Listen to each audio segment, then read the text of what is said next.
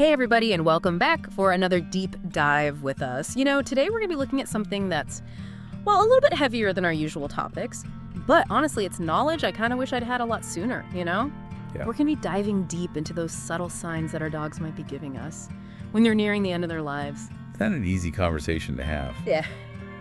but being aware of what to watch for can really empower you to provide the best possible care and comfort for your furry friend during those final moments. Right, and I think what's interesting is our source material today isn't some somber veterinary textbook or, grief counseling guide. It's a YouTube video. Who knew that? 10 Signes de Despedida enviados por cas antesimorarem from the Vida Incrível Compatas channel would be where we'd find this kind of wisdom. Yeah, it really speaks to how these online platforms can be surprisingly insightful resources, even for these sensitive topics like this. Totally. And look, even if you're not facing this situation right now with your own dog, I think this is something that every dog lover should kind of have in their back pocket. It's about deepening that connection with our dogs and being prepared to offer, the best care when the time comes. So, are you ready to unpack this? Absolutely. Let's get into it. All right. So, the first sign that the video highlights is all about sudden behavior changes. Yeah, and this makes sense when you think about it. Dogs are creatures of routine. Their days often revolve around these predictable patterns. Meal times, walk times, playtime. So when those familiar rhythms get disrupted, it's definitely a signal worth paying attention to. And it's not just about your dog having an off day, right? The video makes it really clear that it's about a noticeable and persistent shift in their usual behavior. Absolutely, and that shift can manifest in different ways, Maybe your dog, who used to be all about their morning walk, suddenly seems hesitant or even resistant to go. Or perhaps they're displaying an unusual level of agitation or anxiety. Or, and this one's a real heartbreaker, they lose interest in the activities that they used to go absolutely bonkers for. Yeah, exactly. Those telltale signs of disinterest, especially in things they once loved, can be a really difficult but important clue to pick up on. It's almost like their internal world is shifting, and those changes are reflected outwardly in their behavior. And I'm curious from a physiological perspective, what's going on within a dog's body during this time that might be contributing to these sudden changes. As dogs age, they undergo a lot of different physiological changes that can affect the behavior. Things like hormonal fluctuations, cognitive decline, and the onset of various age-related conditions can all play a role. For example, a decline in thyroid function can actually lead to lethargy and changes in activity levels. That makes a lot of sense. So it's not just their behavior that's changing, but their very biology is kind of undergoing a transformation. Now, the video also mentions seeking solitude as another potential sign, and this one seems particularly poignant. You'd think that a social creature like a dog would want to be around their loved ones even more as they approach the end, but it seems like the opposite can actually be true. Right. It's kind of a fascinating paradox, isn't it? Yeah. But it's often linked to their instinctive nature, as the video points out. Think about it in terms of their wild counterparts. A sick or injured animal might naturally seek a quiet and safe place to rest and conserve energy. It's like a survival mechanism. So this isn't about them pushing us away, but rather them responding to an internal drive they might not even fully understand. It's like they're seeking a space where they can process what's happening, without the added stimulation of social interaction.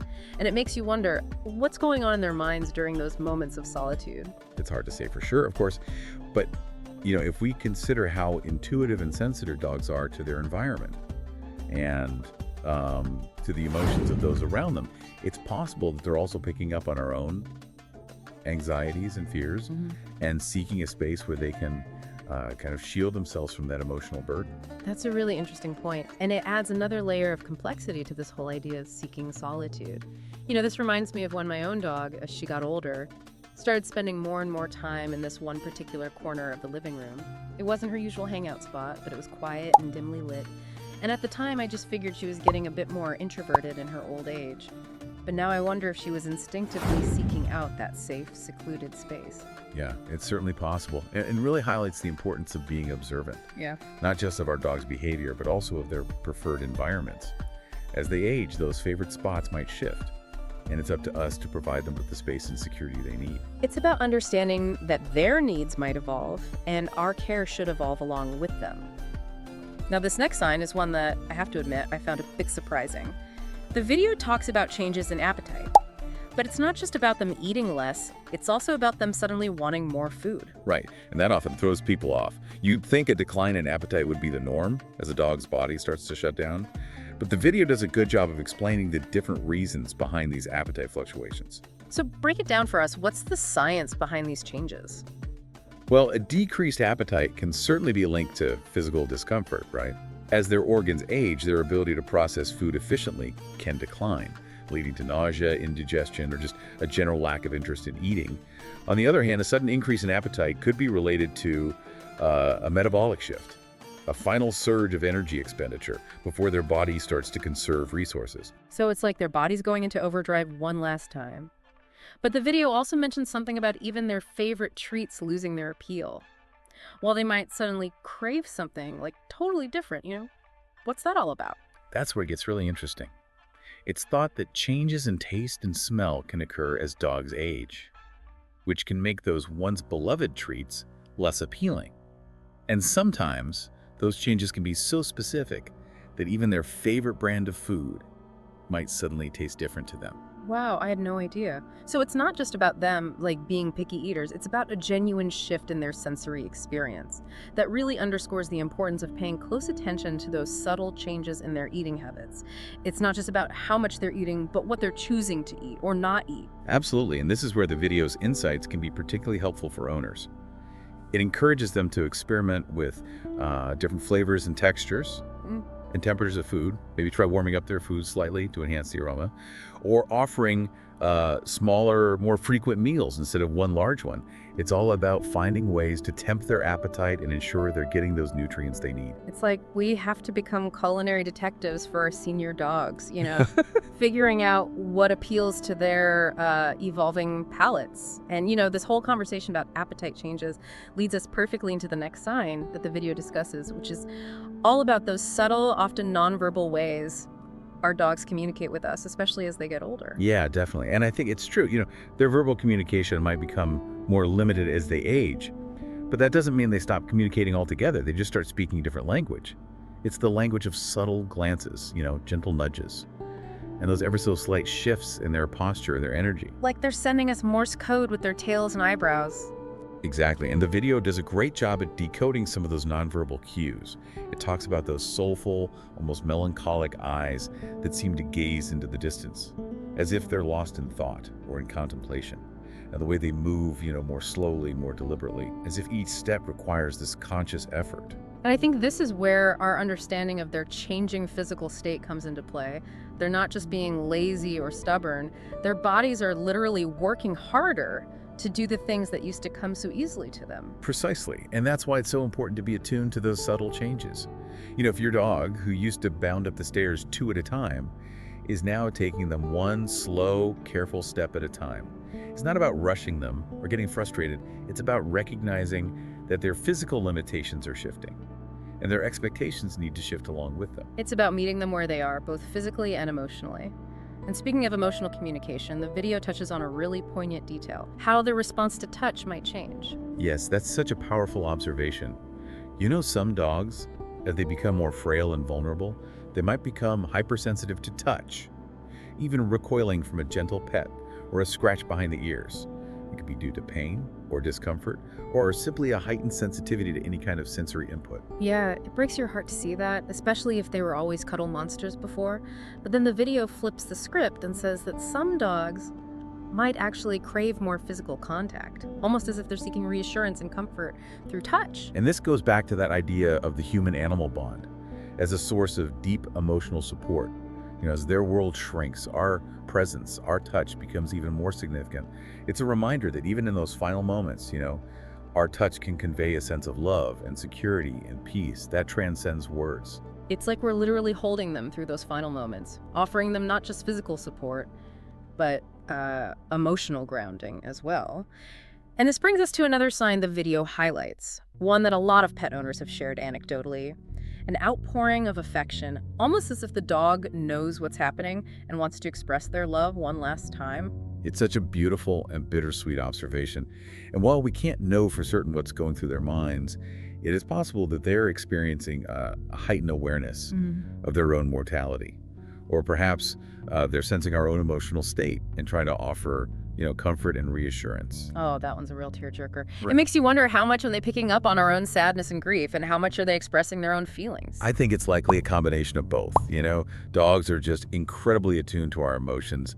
And even in their own time of need, they often prioritize our well-being. It speaks to, the depth of their empathy and the selflessness of their love. I see that, but it also makes me wonder if it puts an added responsibility on us, as owners, to manage our own emotions during this time. Because if they're picking up on our sadness, wouldn't it be better for them if we projected a sense of calm and peace? Even if we're, feeling heartbroken inside. That's such an insightful point. And it highlights the delicate balance we have to strike, between acknowledging our own grief while also providing a sense of stability and comfort for our dog. It's not about denying our feelings, but it's about channeling them in a way that supports both our well-being and theirs. It's like we have to become emotional anchors for them, providing a sense of grounding amidst all the uncertainty and change they're experiencing. And that, I think, is such a powerful testament to the depth of the human-animal bond. It's not just about us caring for them, it's about us supporting each other through this shared experience. Absolutely. And that brings us to another sign the video discusses, one that's a bit more technical: changes in breathing. Just like in humans, changes in breathing patterns can be an indicator of some underlying health issues. And in senior dogs, this can be a sign that their bodies are starting to shut down. Yeah, the video talks about both faster, shallower breaths and then slower, more irregular breathing patterns. And I have to admit, I didn't realize how much our own breathing changes when we're stressed or in pain, so it makes sense that the same would be true for our dogs. But what I found really interesting was the video's emphasis on how our own calmness can actually help soothe our dog's breathing. Right, that's a really fascinating point. It underscores the interconnectedness between humans and animals, and how our own emotional state can have tangible impact on their well-being. Think about it, when we're anxious or agitated, our breathing becomes more rapid and shallow, our heart rate increases, our muscles tense up. Dogs can pick up on those really subtle physiological changes, and they often mirror them. So if we're projecting a sense of calm and composure, it can actually help regulate their own breathing and create a more peaceful environment. So it's not just about, talking to them in soothing tones, it's about, literally regulating our own breath and heartbeat to create this sense of calm that they can feel and respond to. I'd never thought about it that way before. Now you've got me thinking, couldn't seeking solitude also be a way for them to regulate their own breathing and heart rate, to find a space where they can escape the potential emotional overload of being around us, That's a really good point. And it suggests that seeking solitude might not always be a sign of withdrawal or rejection, but more like a coping mechanism. A way for them to kind of manage their own physical and emotional state. It's like they're creating a safe space where they can decompress and recenter themselves. And that makes a lot of sense, especially when we consider how sensitive dogs are to their environment and the emotions of those around them. It's almost like they're creating a sensory deprivation chamber for themselves, right? A place where they can minimize all those external stimuli and just focus on their own internal experience. And I guess that's where our role as owners comes in, to provide them with that safe, quiet space, whether it's a designated corner of the living room, a cozy crate, or even just a quiet spot in the backyard. Exactly. It's about recognizing that their needs might be different now and respecting their need for solitude, while still, of course, ensuring that they feel safe, secure, and loved. And, this whole conversation about respecting their evolving needs leads us to another sign the video highlights, one that can be particularly challenging for owners: that loss of interest in those activities that used to bring them so much joy.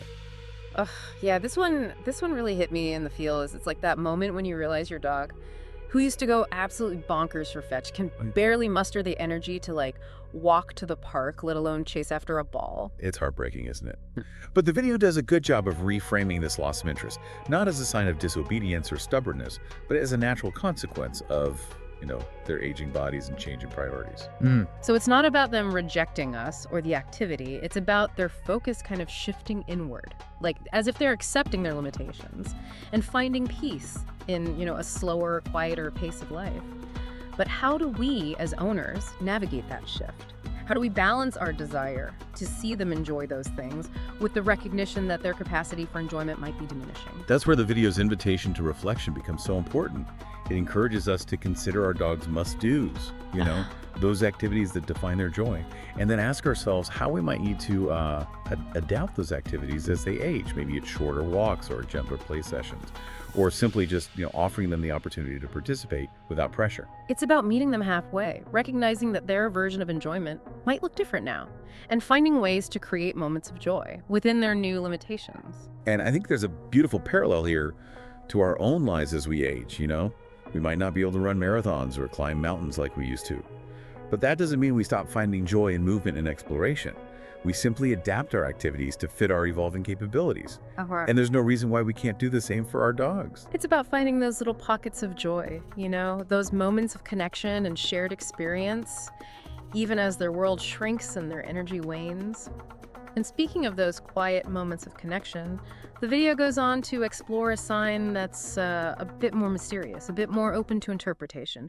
It talks about dogs seeking specific places, almost as if they're drawn to a spot for a reason we can't fully grasp. It's a behavior that has often been attributed to nesting instincts, that innate drive to seek out a safe, secluded space, especially as they approach the end of their lives. This reminds me of a story I read about a dog who, in his final days, kept going back to this one particular spot in the backyard. Under this willow tree, he'd just lay there for hours, gazing out at the field beyond. His owner was heartbroken, thinking he was withdrawing from her. But then she realized that this spot, had been his favorite place to play, as a puppy. Ah, what a beautiful image. And it suggests that perhaps, these seemingly random choices of location are actually really deeply meaningful, connected to certain memories or sense, or even just, a sense of peace and tranquility that resonates with them in a deeper level. It's like they're revisiting those places that hold special significance for them. Those places that evoke a sense of comfort and familiarity and belonging. And I wonder, could this also be why some dogs instinctively hide when they're close to passing? Are they seeking out those familiar, comforting spaces where they feel safe and secure even as their bodies are failing? It's certainly possible, and it adds a layer of poignancy to this whole idea of seeking out those specific places. It's like they're creating a sanctuary for themselves, a place where they can retreat from the world and find solace in the familiar. And thinking about those final moments, those quiet acts of seeking comfort and solitude, brings us to a topic that the video only touches on briefly, but one that I think deserves a bit more exploration. The realm of intuition and spiritual connection between humans and animals. Ah, yes, the woo-woo stuff. I'll admit, I even raised an eyebrow at this one at first. Yeah. But the more I thought about it, the more I realized that there's something to be said for the power of that unspoken connection, that intuitive knowing that sometimes transcends logic and reason. Totally. I'm not saying I have a crystal ball or anything, but there have definitely been times when I've just known what my dog was feeling or thinking, even when there were no obvious, signs or signals. Exactly. And the video doesn't push any, particular beliefs, but it does acknowledge that the bond between humans and animals, particularly dogs, can be so deep and profound that it extends beyond the physical realm. It speaks to those moments when, we might sense a shift in their energy, or when we have vivid dreams about them even after they're gone. It's like there's a thread of connection that transcends time and space, something that science can't fully explain, but that we feel nonetheless. And I think it's important to honor those feelings, those intuitive nudges, even if we can't, fully understand them. Absolutely. And it's not about pushing any particular belief system. Yeah. But it's about acknowledging the mystery and wonder that surrounds this bond, Yeah. and recognizing that there might be more to it than we can fully comprehend. It's about embracing the unknown and trusting that the love we share with our dogs is a force that extends beyond our earthly understanding. Now, I know we've covered a lot of ground here, and this can be really heavy stuff to process. So before I move on to the video's final insights, I want to take a moment to acknowledge the elephant in the room, the sadness, the grief, the utter heartbreak that comes with losing a beloved dog. Yes, it's so important to create space for those feelings, to honor the depth of the loss and allow ourselves to grieve in whatever way feels right. Because let's be honest, it's not just a pet we're losing, right? It's a family member, it's a confidant, it's a free therapist who's always there with a wagging tail and a wet nose to greet us. They've shared our joys and our sorrows. They've offered unconditional love and unwavering loyalty, and their absence leaves a void that's just impossible to ignore. And it's okay to feel that void, Yeah. to cry, to reminisce, to share stories and photos, to honor their memory in whatever way feels right for you. You, as someone who's so deeply attuned to your dog, are likely already feeling the weight of this potential loss. And it's okay to let those feelings in. Absolutely, and it's important to remember that there is no right or wrong way to grieve. Some people might find solace in rituals, others in connecting with loved ones who have shared similar experiences. And there's no shame in seeking professional support if you feel overwhelmed by grief. There are therapists who specialize in pet loss, and their guidance can be just invaluable during this really difficult time. It's about honoring your own emotional needs, and finding healthy ways to process the loss. And remember, the love that you shared with your dog doesn't disappear with their passing. It lives on in those memories that you hold, and the lessons you've learned, and the paw prints that they've left on your heart. And while the pain of their absence might never fully vanish, it will soften with time, leaving behind this tapestry of love and gratitude and a profound appreciation for the gift of their presence in your life. And, this brings us back to the heart of this deep dive. It's not just about recognizing the signs. It's about what we do with that knowledge. Exactly. It's easy to get, caught up in the sadness. But the video really pushes us to think about action, about how we make those final days the best they can be. It's like, instead of dreading that time, we can reframe it as an opportunity to provide truly exceptional care. I think that's a beautiful way to put it. Because when we know what to look for, we can adjust our expectations, we can make accommodations, and really focus on what our dog needs most in those moments. So it's less about, a checklist of right things to do and more about deepening that connection and understanding. Exactly. And that understanding might lead us to make, some difficult choices, like seeking palliative care or having those really tough conversations with our vets about quality of life. And I think that's where the video's message of empowerment really shines through, because having this knowledge beforehand gives us the agency to make those choices with more clarity and compassion. It allows us to advocate for our dog's well-being, even when we're facing, those heartbreaking decisions. And that in itself is a powerful act of love.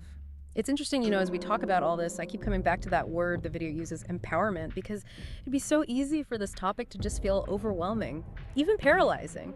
But the video seems to be saying, hey, knowledge is power here. Let's equip ourselves to handle this with grace. Yeah, and what I think is so fascinating is it doesn't try to give you a one-size-fits-all answer. Like, it acknowledges that each dog and each owner is going to have their own needs and approaches to this. Totally. It's more about like a mindset shift. Instead of dreading that time, we can reframe it as an opportunity to provide like truly exceptional care and really tailored to our dog. Absolutely. And I think when we know what to watch for, we can adjust our expectations. Maybe those long hikes we used to do turn into just like leisurely sniffs around the garden. Or instead of their usual bed across the room, we make a cozy nest of blankets right by our side. Those are such beautiful images. And it really drives home that point about adapting, about meeting them where they are, both physically and emotionally. And that adaptation might even lead to those, like really tough choices, seeking palliative care or having those honest conversations with our vet about quality of life, even if it's not the outcome we want. Yeah, I've got to say, as someone who's been through that myself, having this knowledge beforehand, it does make those conversations a little bit easier. Still heartbreaking, don't get me wrong, but it's like you go into it with your eyes open. Yeah. Equipped to advocate for your dog's best interests, even when it hurts. It's so powerful. It takes away some of that fear of the unknown, and it lets us really focus on providing comfort and support in those final moments. Instead of feeling, caught off guard and lost, proactive, not reactive. Making those decisions from, love and understanding rather than fear. Exactly. And, talk about all these signs and insights. I keep thinking about that theme of observation. It's not just saying, look for this, look for that. It's encouraging us to really see our dogs, in all those little details. That makes me think about what you said earlier about how dogs almost become more attuned to nonverbal communication as they get older. It's like as their physical world shrinks, their emotional world expands. And we got to learn to tune into those subtler frequencies. And it's a skill we can actually practice, this deep listening, and not just for our dogs, for anyone. Absolutely. Paying attention to the flicker of their eyes, how they hold their body, the energy they're putting out, Being present, not just physically, but emotionally. Putting down our phones, quieting those mental to-do lists, and just truly being with them. And that presence, that deep attention becomes so crucial on those final days, because that's how we pick up on those cues, those almost like whispered requests Mhm. that we might miss otherwise. So as we wrap up this deep dive, I guess, what's that one piece of wisdom we want listeners to take away, especially those going through this right now? I think it's this. Even as we say goodbye, the love and the impact of our dogs, it goes beyond time. Those paw prints, they stay on our hearts. And the lessons, they become part of who we are. And by being present, by paying attention, by embracing, both the joy and the sorrow, we honor that gift in the most profound way. Beautifully said. And maybe that's the greatest lesson they teach us. To live fully in each moment, to love deeply, and to cherish that precious time we have together. Thank you for joining us on this deep dive today. It's a sensitive topic, but we hope this conversation's provided some insights, comfort, and maybe even a little bit of hope. And remember, you're not alone on this journey. And the love you share with your dog, it'll keep shining bright, even after they've crossed that rainbow bridge.